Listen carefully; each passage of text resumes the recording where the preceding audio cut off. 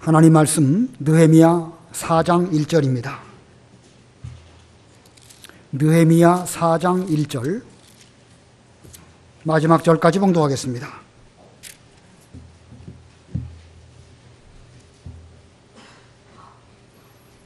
느헤미야 4장 1절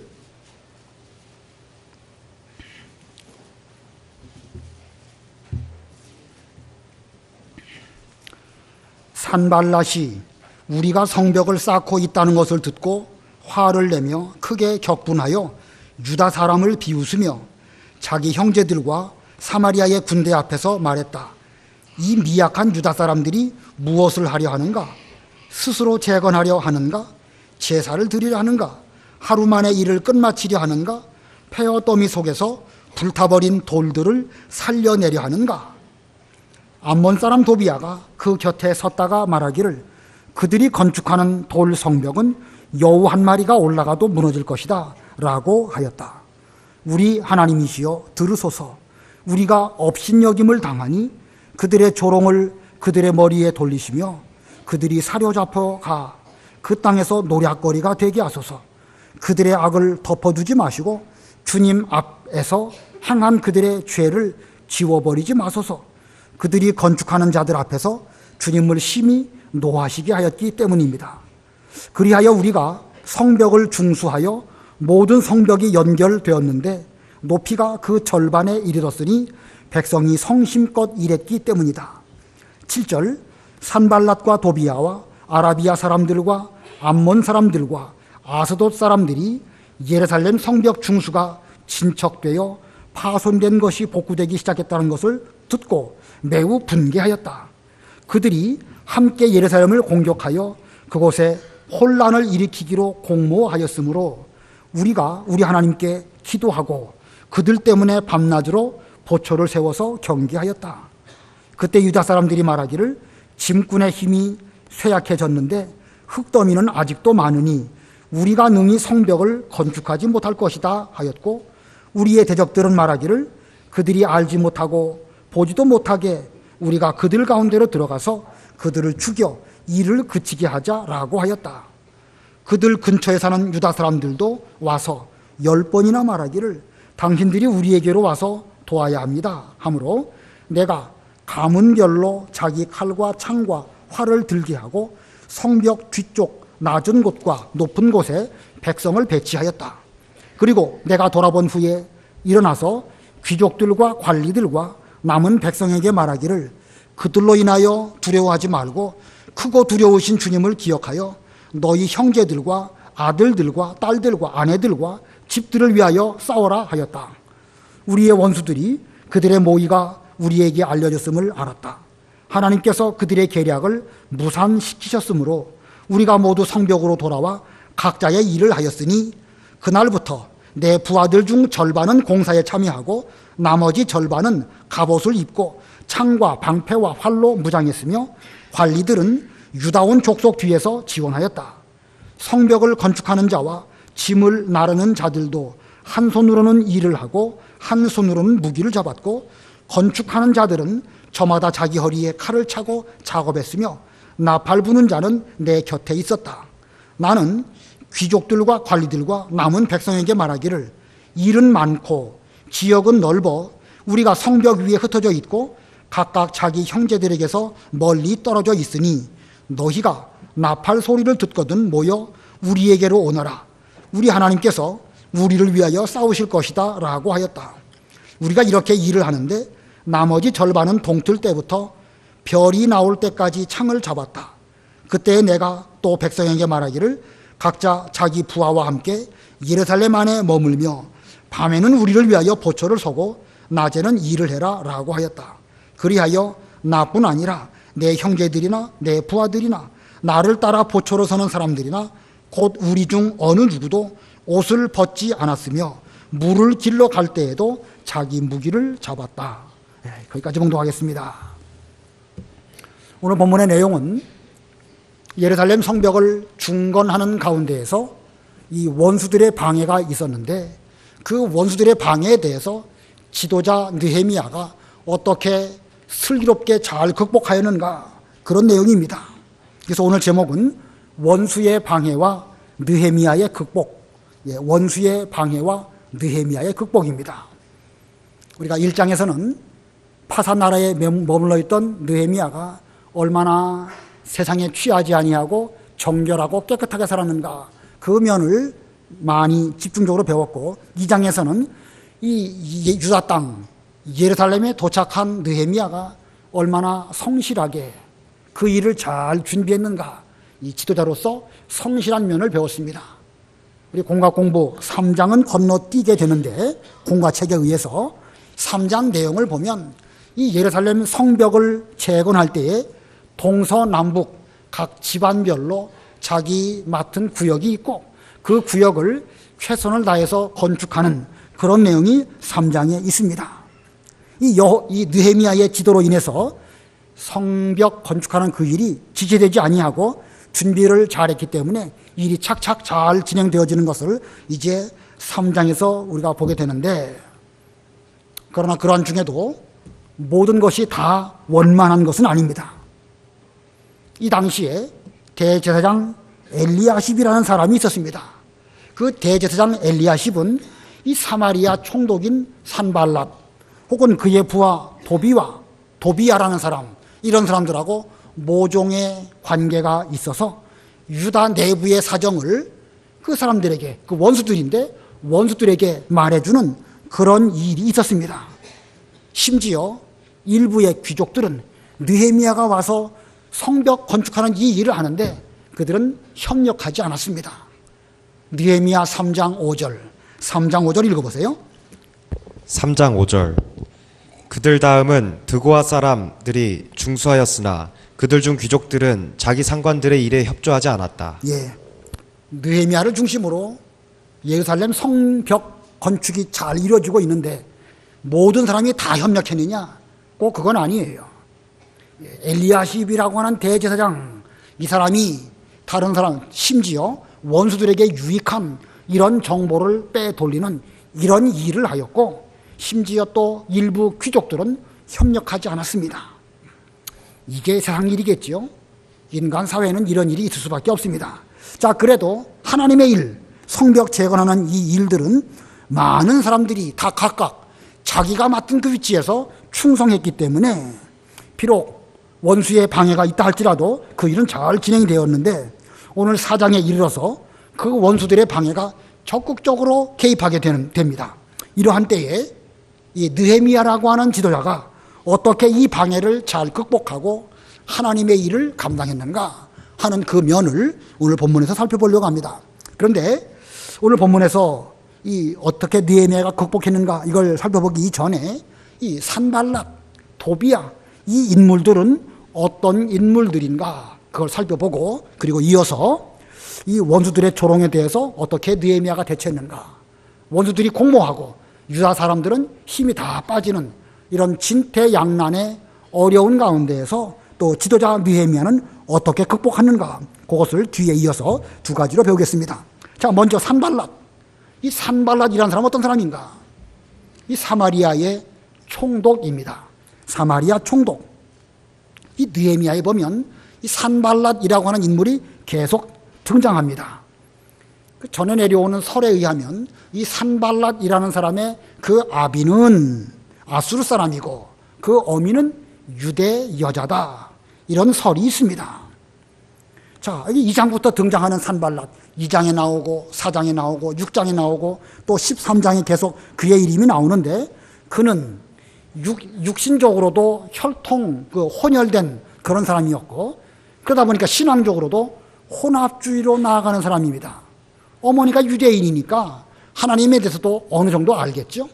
그러나 그의 아비가 그 아수르 사람이다 보니까 그는 어느 면에서는 하나님도 알지만 또 다른 면에서는 이방 우상을 섬기는 그런 면에도 익숙한, 오늘날로 말하면 혼합주의로 나가는 그런 사람입니다.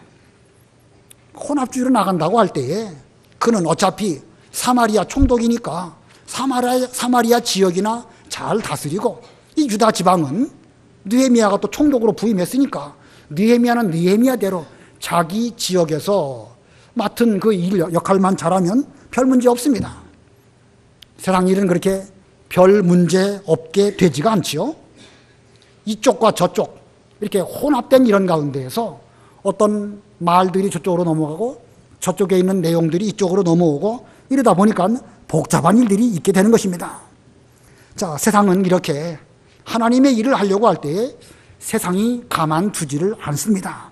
그런데 이 같은 일, 유다가 사마리아와 내통해서 중요한 정보가 원수들에게 흘러가는 이런 일이 어디에서부터 비롯되었는가? 아까 엘리야십이라는 대제사장 산발락이라고 하는 사람, 이 사람을 말했는데 근원적으로 따져 올라가면 잘못된 결혼에 의하여 이와 같은 일이 빚어졌다는 것입니다. 무엇에 의해서 이런 게 일어났다고요? 잘못된 결혼, 잘못된 결혼. 느헤미야 13장 28절 29절 읽어보세요. 느헤미야 13장 28, 29. 느헤미야 13장 18절 28절. 대제사장 엘리야십의 손자 요야다의 아들들 중 하나가 호론 사람 산발랏의 사위가 되었기에 그를 내게서 쫓아버렸다. 내 하나님이시여, 제사장의 직분을 더럽히고 제사장과 레위 사람들의 언약을 더럽힌 그들을 기억하소서. 예, 이 유다 사람들과 이 사마리아 쪽 사람들 사이에 여러 가지 복잡한 일들이 많이 일어나는데 그 근원적인 원인이 어디에 있느냐? 이 잘못된 결혼 때문에 그런 일이 있어서 이제 느헤미야가 이 마지막에 가면 그 유다 사람 가운데 이방 여인을 아내로 얻은 사람들을 다 구별해내고 심지어는 쫓아내는 이런 일까지 있었습니다. 여기 그랬죠? 여기 대제사장 엘리야십이 있었는데 그 손자가 산발랏의 사위가 되었습니다. 그러다 보니까는 유다 땅에 있었던 여러 가지 일들이 저쪽으로 넘어가게 되고 저쪽의 일도 이쪽으로 오게 되고 이런 복잡한 일들이 있게 되어지는 것입니다. 자, 이것이 바로 이 잘못된 결혼에 의해서 이런 일이 있었다. 이게 산발랏이라는 사람에 대한 것이고, 그럼 도비야라는 사람은 어떤 사람일까? 도비야. 여기 그 2장 10절에 보면 이 도비야라는 사람은 산발랏의 종입니다. 우리 다른 성경에는 부하라고 기록되어 있습니다. 이 도비야는 산발랏 밑에서 일하는 사람인데 자기 일에 충성하면 좋지요. 뭐 원수를 할지라도 적군이라 할지라도 자기 위치에서 자기 상사에게 충성하는 것은 좋은 일이지요.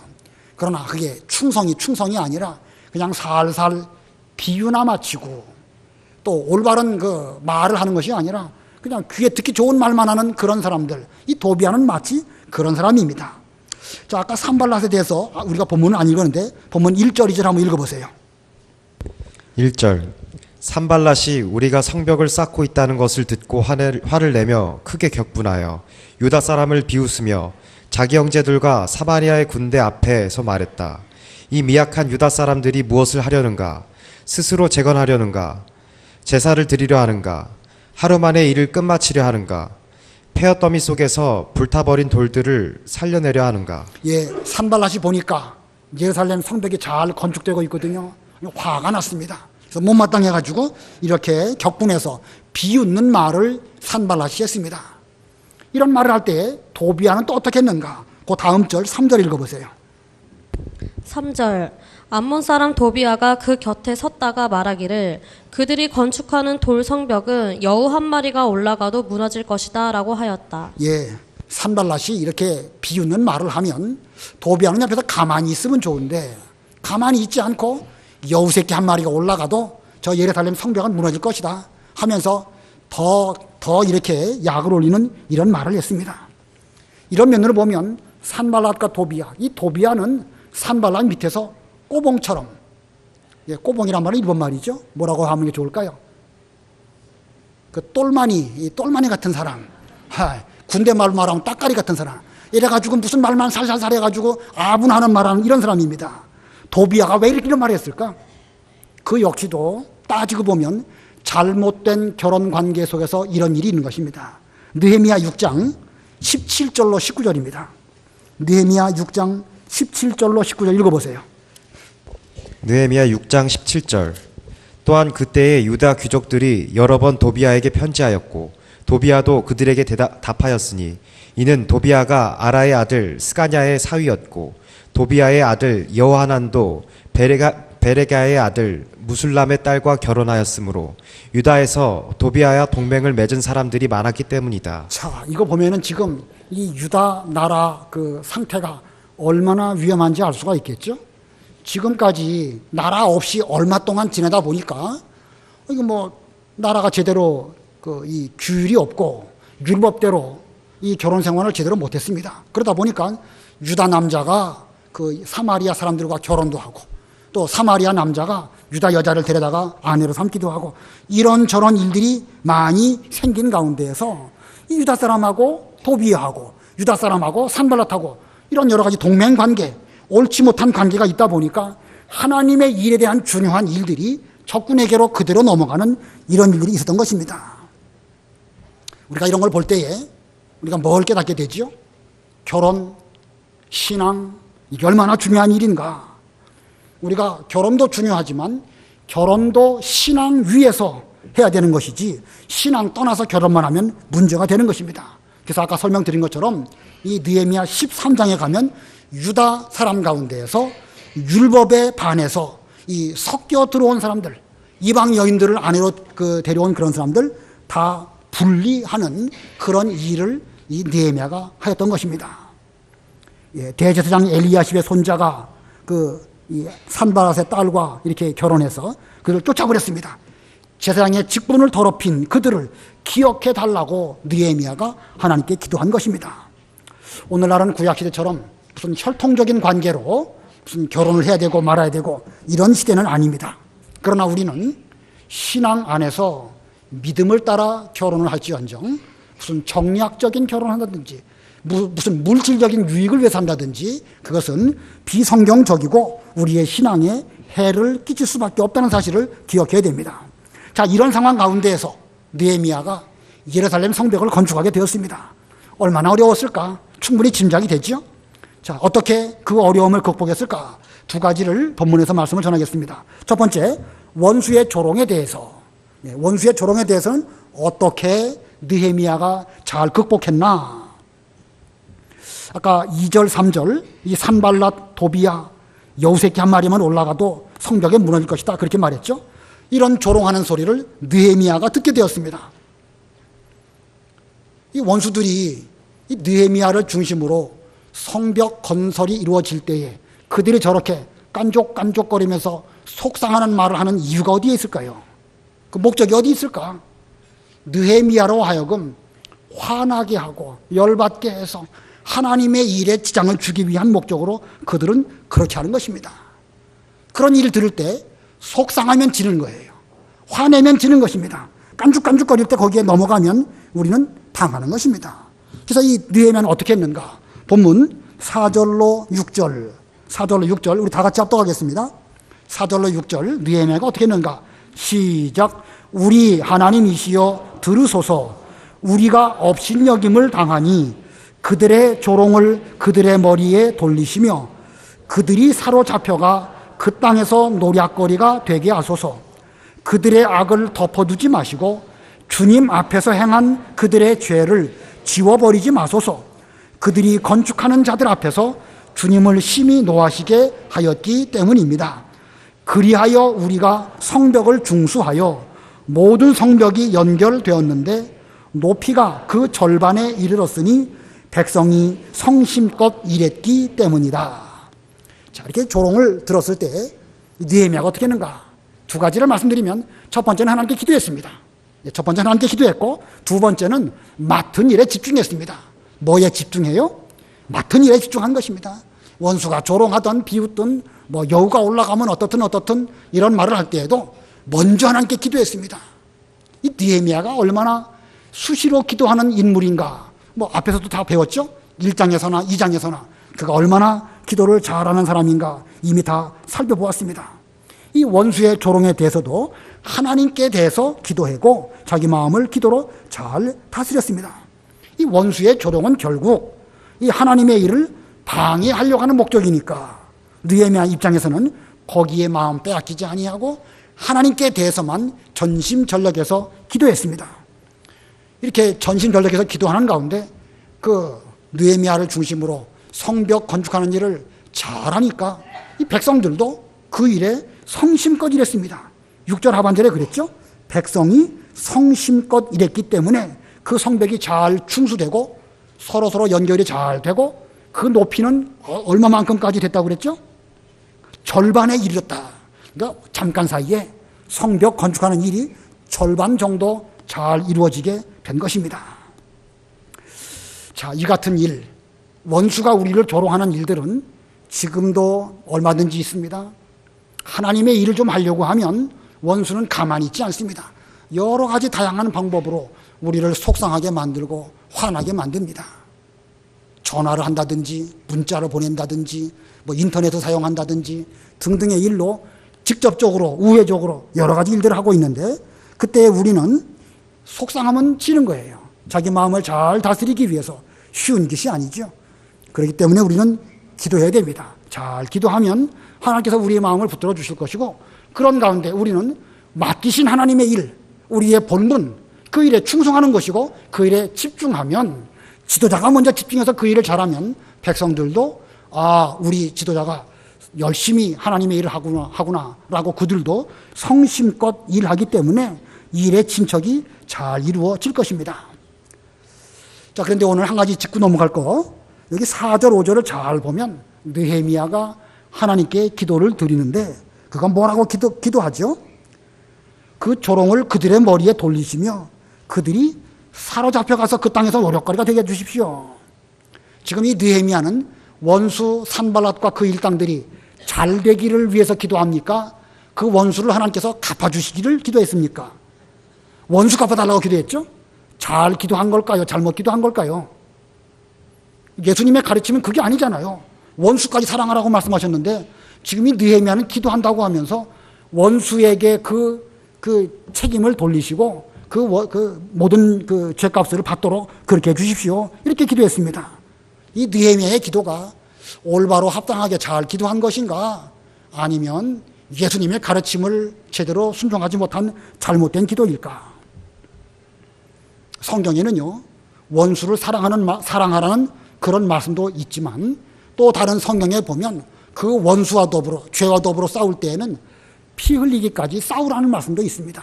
그렇기 때문에 어느 한 성경만 가지고 왜 사랑하라고 했는데 사랑하지 않습니까? 라고 말하면 그건 성경을 한 부분만 알고 다른 부분은 모르는 거예요.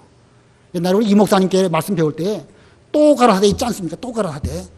돌을 가지고 떡 만들어 먹어라. 사탄 마귀가 말했지만 우리 예수님께서는 또 가라사대. 성경에는 그 말씀만 있는 것이 아니라 다른 말씀도 있다. 사람이 사는 것은 떡으로 사는 것이 아니라 하나님의 입으로부터 나오는 모든 말씀으로 사는 것이다. 또 가라사대. 그게 중요한 것입니다. 성경에는 항상 기뻐하라 하는 말씀도 있지만 또 다른 성경에 보면 애통하는 자는 복이 있나니 위로를 받는다 라는 말씀도 있습니다. 자, 애통했다. 항상 기뻐하라는 말씀 어긴 것입니까? 또 애통했다 그러면 기뻐하라는 말씀 어긴 것일까? 이게 애통할 때가 있고 항상 기뻐할 때가 있는 것입니다. 성경에는 위로부터 난 권세에 복종하고 심지어 바벨론 포로 잡혀갔을 때에도 바벨론 나라가 잘 되도록 기도하라는 말씀도 있지만 요한계시록에 보면 택하신 하나님의 백성들은 거기서 속히 나와라 이런 말씀도 있는 것입니다. 전도서에 보면 천하 범사의 기한이 있고 때가 있는데 싸울 때가 있고 사랑할 때가 있고 전쟁할 때가 있고 평화할 때가 있고 여러 때가 있다고 말씀하셨습니다. 그러므로 지금 이 느헤미야가 왜 이렇게 기도했느냐? 사랑하라는 말씀 어긴 것이 아니겠느냐? 이렇게 하는 것은 한 가지는만 알고 또 하나를 모르는 것입니다. 우리가 원수 사랑해야죠. 사랑해야 됩니다. 그러나 죄를 그냥 덮어두고 좋게 넘어가는 거, 그건 죄까지 한꺼번에 사랑하게 되는 것입니다. 우리가 이웃을, 이 옆에 있는 사람들을 긍휼을 베풀지만 그때에 내 마음이 청결한 것을 잃어버리지 않도록 자신을 잘 조심하는 이것이 올바른 것입니다. 그러므로 아무 때나 사랑, 화평, 평화, 은혜 이거 말하면 안 됩니다. 지금 산발락과 도비아는 하나님의 일을 적극적으로 방해하는 이런 원수들입니다. 그런데 이러한 때에 화평을 말하고 사랑을 주장하는 것은 죄는 골치 아프니까 죄는 그냥 덮어두고 그냥 화목하게 좋게 지내자 이런 말밖에는 되지 않는 것입니다. 그러므로 적극적으로 싸워서 거룩을 보존하고 힘써 일해야 할 그런 성벽 재건하는 그 일을 위해서 느헤미야는 지금 그 원수들을 갚아달라고 하나님께 기도드리고 자기 맡은 일에 전념하는 이런 느헤미야였습니다. 우리도 느헤미야처럼 상황과 시기를 잘 분별하고 화내지 말고 먼저 기도하시고 자신의 맡기신 본분에 이 느헤미야처럼 집중하고 열심 내는 이런 우리들이 되어야 되겠습니다. 두 번째 대지. 두 번째는 원수의 공모와 유다의 쇠약에 대해서입니다. 원수의 공모와 유다의 쇠약에 대해서 이 산발랏과 도비아가 자기들이 조롱을 해도 그 조롱이 먹혀 들어가지 아니하고 오히려 성전 건축이, 이 성벽 건축이 잘 되는 것을 보고 그 여러 사람들과 공모를 합니다. 공모. 이 공모, 대단히 그 위험한 일이죠. 적극적으로 하나님의 일을 방해하는 그런 공모를 했는데 어떻게 공모를 했는가? 몰래 성벽 공사하는 그 사람들 가운데 급습을 해서 유다 사람 몇몇을 죽이자, 이런 음모를 꾸밉니다. 지금까지는 단지 비방하는 말만 했지만 이제는 행동으로 방해하려고 이렇게 했습니다. 자, 이때 성벽 공사가 중간쯤 되었는데 유다 사람들도 많이 힘들었겠죠? 얼마나 힘들었는가? 어떤 공모가 있었는가? 7절, 8절 읽어보세요. 7절 산발락과 도비아와 아라비아 사람들과 암몬 사람들과 아스도 사람들이 예루살렘 성벽 중수가 진척되어 파손된 것이 복구되기 시작했다는 것을 듣고 매우 분개하였다. 그들이 함께 예루살렘을 공격하여 그곳에 혼란을 일으키기로 공모하였으므로. 예, 이제 공격해서 혼란을 일으키려고 공모했습니다. 10절, 12절, 10절로 12절 또 읽어보세요. 10절. 그때 유다 사람들이 말하기를 짐꾼의 힘이 쇠약해졌는데 흙더미는 아직도 많으니 우리가 능히 성벽을 건축하지 못할 것이다 하였고, 우리의 대적들은 말하기를 저들이 알지도 못하고 보지도 못하게 우리가 그들 가운데로 들어가서 그들을 죽여 이를 그치게 하자라고 하였다. 그들 근처에 사는 유다 사람들도 와서 10번이나 말하기를 당신들이 우리에게로 와서 도와야 합니다 하므로. 예, 지금 상당히 어려운 상황 가운데 빠졌습니다. 산발락과 도비아가 처음에는 조롱하는 말만 했지만 이제는 적극적으로 공격해서 유다 사람들을 죽이려고 지금 계획을 꾸미고 있습니다. 뿐만 아니라 이 유다 사람들은 지금 이 흙을 퍼다가 성을 쌓고 하는 일을 얼마 동안 하다 보니까 상당히 지쳐 있어요. 중간쯤 됐으니까 얼마나 지쳐 있겠습니까? 그러니까 유다 사람들이 와서 우리를 도와주어라. 우리 지금 우리 힘으로는 감당할 수 없습니다. 거기다가 지금 대적들이 우리에게 와가지고 우리를 죽이려고 한다는 이런 말까지 들리니 느헤미야 당신은 좀 우리를 도와주십시오. 상당히 진퇴양난의 어려운 가운데 빠졌습니다. 이런 상황에서 느헤미야는 급한 대로 어떻게 했는가? 본문 9절 읽어보세요. 9절 우리가 우리 하나님께 기도하고 그들 때문에 밤낮으로 보초를 세워서 경계하였다. 예, 먼저 기도했습니다. 먼저 기도한 다음에는 급한 대로 보초, 요즘으로 말하면 옛날로 말하면 파수꾼이에요. 파수꾼을 세워가지고 이 적군이 원수들이 쳐들어오는 일을 미리 막기 위해서 이렇게 보초를 세웠습니다. 그 다음에 백성들을 잘 격려해서 싸우면서 일하고 또 한편으로는 일하면서 싸우는 이런 일을 했습니다. 자, 느헤미야는 백성들의 마음 잘 격려합니다. 두려워하지 말아라. 주님을 기억하여라. 너희가 힘을 내서 싸워야 내 아들, 딸, 아내, 식구들 다 지킬 수 있지 않겠느냐. 지금 우리가 어려운 일을 당했다고 해서 뒤로 주저앉아 버리면 결국은 우리는 모든 것을 다 잃어버린다. 이렇게 잘 권면하면서 주님 기억하도록 했습니다. 자, 이렇게 잘 대비하니까 원수들이 이 돌아가는 일들을 이제 파악을 하고 그들도 공격을 하려고 하다가 멈췄습니다. 멈추니까 이നി 뭐 걱정할 거 없죠? 저들이 공격할 줄 알았더니 멈춰버렸으니까 아무 문제 없었습니다. 더 이상 아무 문제가 안 생기니까 이제는 무장 해제하고 성벽 건축하는 일만 전념하면 좋을까? 그거 아닙니다. 느헤미야는 긴장을 늦추지 아니하고 싸우면서 공사하고 또 공사하면서 일하는 이런 명령을 합니다. 본문 16절로 18절 읽어보세요. 16절. 그날부터 내 부하들 중 절반은 공사에 참여하고 나머지 절반은 갑옷을 입고 창과 방패와 활로 무장했으며 관리들은 유다 온 족속 뒤에서 지원하였다. 성벽을 건축하는 자와 짐을 나르는 자들도 한 손으로는 일을 하고 한 손으로는 무기를 잡았고 건축하는 자들은 저마다 자기 허리에 칼을 차고 작업했으며 나팔 부는 자는 내 곁에 있었다. 예, 지금 보니까 느헤미야는 뭐라고 권면하냐면 싸우면서 일하고 일하면서 싸우라는 것입니다. 힘들까요? 안 들까요? 보통 힘든 게 아니죠. 그러면 힘들으니까 성벽 공사 못하겠다라고 하면 되겠습니까? 안 되겠습니까? 아닙니다. 힘들어도 이 일은 반드시 해야 되는 거예요. 비록 힘들지만 하고자 하면 못할 일이 없습니다. 우리 사람에게는 하나님께서 상당히 많은 능력과 힘을 주셔서 아무리 힘든 일을 만나도 일해야 되겠다 의지를 가지고 하면 할 수 있어요. 못한다고 하는 사람이 못하는 것이지 할 수 있다라고 말하는 사람은 얼마든지 할 수 있습니다. 평소 같으면 하루 종일 걸리는 그런 일인데도 불구하고 갑자기 아들이 멀리 갔다가 공항에 몇 시까지 온다고 하니까 빨리 일 마치고 가야 되겠거든요. 3시간 만에 뚝딱 일을 끝내버렸어요. 자, 뭐 그 사람이 평소에 게을러서 그런 건 아닐 거예요. 그죠? 게을러서 그런 것이 아니라 급하니까 급한 대로 부지런히 일하니까 그만큼 효율적으로 일이 된 것입니다. 사람에게는 하고자 하는 의지가 문제입니다. 하나님께서 금년에 우리 교회에 여러 가지 할 일들을 많이 주셨습니다. 그러나 외부적으로는 어려운 일도 있고 우리는 힘도 많이 빠지는 이런 가운데 있습니다. 그러나 그렇다고 해서 뭐 둘 중에 하나밖에 못하겠습니다. 이렇게 한다고 하면 그건 속된 말이지만 죽도 밥도 안 되는 것입니다. 기도하는 일, 성경 보는 일, 또 교회 교육 잘하고 그 외에도 자기 직장의 일, 자녀 기르는 일, 또 뭐 공부하는 일, 직장 생활 다 잘해야 되는 것입니다. 어느 것 하나 놓쳐서는 안 됩니다.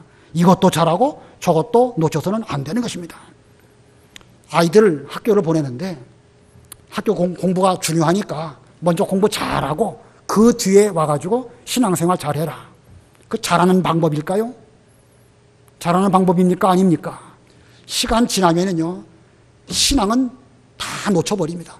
어릴 때 기본 신앙을 확립하지 못하면 그 뒤에는 별의별 방법을 써도 시간 다시 되돌릴 수 없습니다. 이제 20대가 되어서 군대 갔다 오고 학교 졸업하고 결혼도 해야 되고 직장도 해야 되고 또 여러 가지 일들도 있는데 그거 먼저 잘한 다음에 신앙생활 하면 되겠다. 그거 잘 될 것 같아도요. 그때 놓치면 교회에 자기 자리 잃어버리게 되는 것이에요.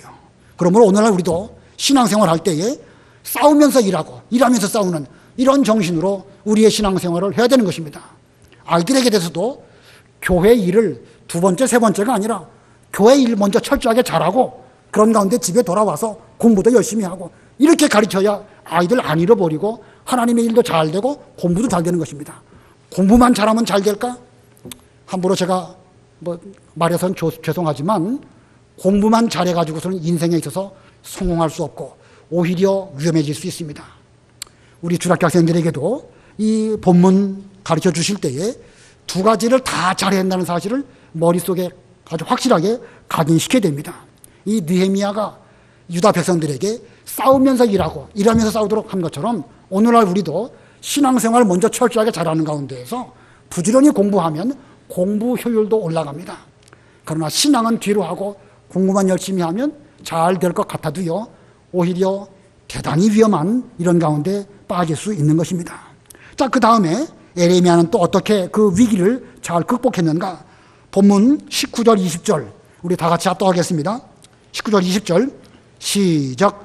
나는 귀족들과 관리들과 남은 백성에게 말하기를 일은 많고 지역은 넓어 우리가 성벽 위에 흩어져 있고 각각 자기 형제들에게서 멀리 떨어져 있으니 너희가 나팔 소리를 듣거든 모여 우리에게로 오너라.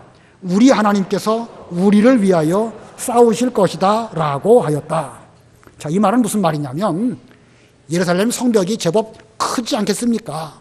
여기저기에 저 많지 않은 이 유다 백성들이 모여서 지금 성벽을 쌓고 있는데 그러다가 어느 지역을 원수가 쳐들어오게 되면 뭐 이쪽에서는 모르고 있다가 그냥 이쪽에 당하는 거 아니겠습니까? 그러면 큰일 아니겠어요? 그러니까 곳곳에 이 나팔 수두를 둔 거예요. 그래서 원수가 쳐들어오고 여기가 위험하다. 나팔을 봅니다. 나팔을 보면 곁에 함께 일하던 사람들이 다 그쪽으로 모여가지고 이렇게 그 원수들을 잘 퇴치해서 이 성벽 공사가 차질이 없도록 그렇게 하도록 한 것입니다. 자, 이 체계가 중요하죠. 이 지도자로서 하나님의 일이 빈틈없이 잘 이루어져야 되겠는데 숫자는 적고 일은 많고 원수는 강하고 이러한 때 어떻게 하면 좋을까? 조직 체계를 잘 겸비해서 팀워크를 이루어서 그 일을 잘 하도록 예레미야가 이렇게 조치를 취한 것입니다. 자, 그래서 이 원수가 그 공모해서 방해하고 유다 백성들은 쇠약한 이런 가운데 있었을 때에 이 예레미야는 두 가지로 위기를 극복했습니다. 첫 번째는 이미 설명드린 것처럼 싸우면서 일하고 일하면서 싸우게 했고, 일하면서 싸우고 싸우면서 일하게 했고, 두 번째로는 체계적으로 서로 돕게 했습니다. 자, 첫 번째가 뭐예요? 일하면서 싸우고 싸우면서 일한다. 무슨 표가 아니에요. 이것은 우리의 현실적인 신앙 생활이 되어야 되는 것입니다. 표만이 아니라 실제로 우리 주일학교 학생들이나 여러분들이나 신앙생활 잘 하시는 가운데에서 직장생활 동시에 잘해야 됩니다. 어느 한쪽으로만 기울어지면 그 건강치 못한 상태가 될 수 있습니다. 그리고 두 번째로는 체계적으로 서로 돕게 했다. 아무리 위험한 일이 있어도 그 체계적으로 서로 잘 돕는다고 하면 얼마든지 그 위기를 슬기롭게 극복할 수 있을 것입니다. 그러므로 우리 교회도 여러 부서, 여러 조직들 다 있는데 서로 도와가면서 하나님의 일을 하는 이런 교회가 되도록 노력해야 됩니다. 중고등부 청년부 수련회 지난 주간에 했습니다. 우리가 수련회 하려고 하면 꼭 이렇게 추운지 모르겠어요. 근데 이번에 수련회는 장소가 아주 좋아가지고 춥지 않게 실내에서 활동을 잘 했는데 뭐 그 얘기를 드리려고 하는 것이 아니라 이 일을 위해서 여러분들이 많이 도와주시고 오셔서 수고해 주시고 봉사해 주셔서 대단히 감사합니다. 우리 학생들에게도 중고등부 청년부에게도 이 말씀을 잘 주지시켜서 너희들이 교회에서 지금까지 먹고 입고 신앙생활한 거 거저 공짜로 된 것이 아니라 여러 어른들이 기도해 주시고 그분들의 보호와 배려로 말미암아 잘 자랐으니까 너희들 앞으로 보답할 수 있는 기회가 되면 적극적으로 보답해서 먼저는 하나님께 감사드리고 또 너희들을 기르라고 수고하신 여러 부모님들이나 어른들에게도 보답하는 이런 생활을 해야 된다. 좀 학생들에게 잘 가르쳐 주시면 좋겠습니다. 아무쪼록 금년 우리에게 맡은 일은 참 많습니다. 어느 거 한 가지도 소홀히 해서는 안 됩니다. 그러므로 우리도 일하면서 싸우고 싸우면서 일하는 이런 교회가 되어야 되겠고 체계적으로 서로 협력함으로 여러 가지 어려운 일들을 슬기롭게 잘 극복해서 하나님의 교회, 이 우리 가운데에는 말씀이 있고 성전이 있습니다. 이 외부에 외곽으로 지금 예루살렘 성벽 공사하는 일을 하고 있는데 아무리 원수의 방해가 심하다 할지라도 하나님의 일에 조금도 차질이 없는 이런 금년이 되도록 힘써 일하시는 여러분들이 다 되시기를 바랍니다. 기도하겠습니다.